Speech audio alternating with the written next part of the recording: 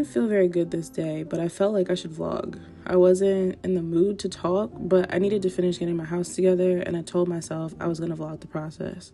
So I set up my camera, I blasted Yeba's My Mind on repeat, and I didn't say a word. I haven't felt very good lately. My energy levels are down, my motivation is down, I just feel down.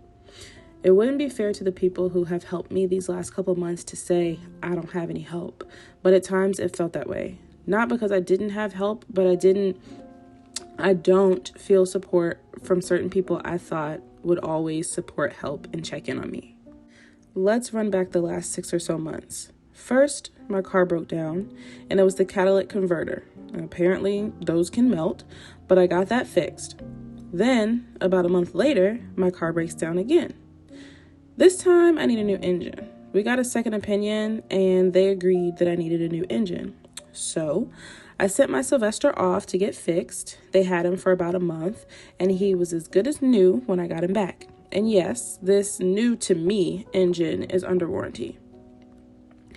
While all of this is going on, my grandfather passes away. And while I've been to many funerals in my short lifetime, this was only the second of one of my close family members.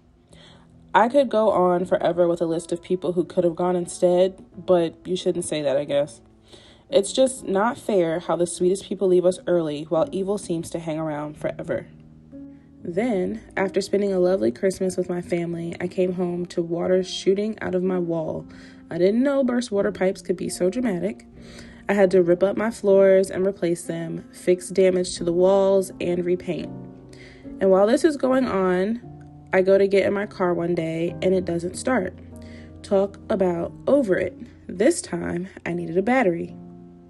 After that, I got laid off at the beginning of February, and even though I kind of saw it coming and prepared for it a bit, it was still kind of hard to process.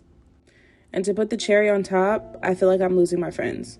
I've never felt so lonely in my life. People keep asking about my layoff and how I'm holding up.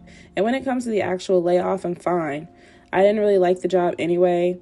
The thing that I'm upset about is the lack of support from my friends. Asking for help and being offered help only for them to have excuses when I need it. Having to get online and see them taking trips or hanging out and not being invited, despite having had these conversations about feeling left out and wishing to be included in the past. Being asked what city I registered for Beyonce tickets, and before I could talk to them about what our game plan would be for purchasing tickets, I get online to see that they already got them. I just feel like crawling into bed and sleeping for like 3 days straight.